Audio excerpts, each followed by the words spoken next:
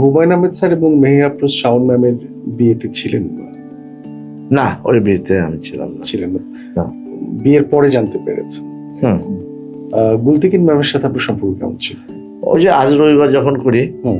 DFP তে ছিল set করে, ওখানে আমাদের শুটিং হয়েছিল 1 মাস। তখন ভাবি থাকতেন সেটে। সেটে, মানে উনি দায়িত্বে থাকতেন আর কি, সবকিছু দেখাশোনা করার জন্য। ভাবি কি রাখতেন আর কি। আচ্ছা। তখন একটা খুব ভালো সম্পর্ক ছিল, বিশেষ করে আমার স্ত্রীর সাথে।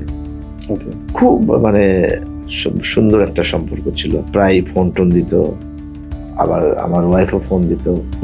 তারপরে বাসায় একদিন গেছিলাম, পরে হুমায়ুন ভাই বললো যে নাসরিন তুমি অভিনয় করো, আমি নাটকে আরো নাটক করবো।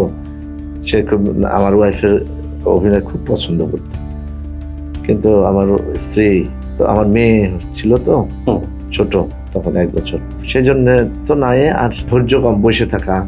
তারপরে মিডিয়াতে যে ধরনের ওই যে একজনকে বলা, ওইরকম না, ও খুব স্ট্রেট কাট আর কি। আমার একটা সিরিয়াস টাইপ ক্যারেক্টার সে, তারা আমার মেয়েও তাই, ফাইরুজ নাওয়ার ঐশী আমার মেয়ে।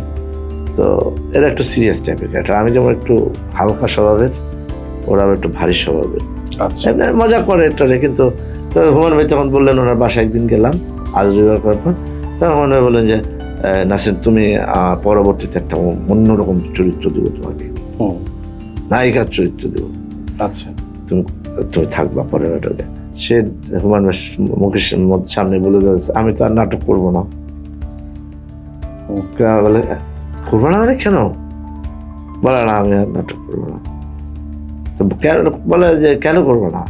বলে না আমি থিয়েটার করবো শুধু, আর টেলিভিশনে নাটক করবো না। আমার এই বসে থাকা এরকম ভালো লাগে।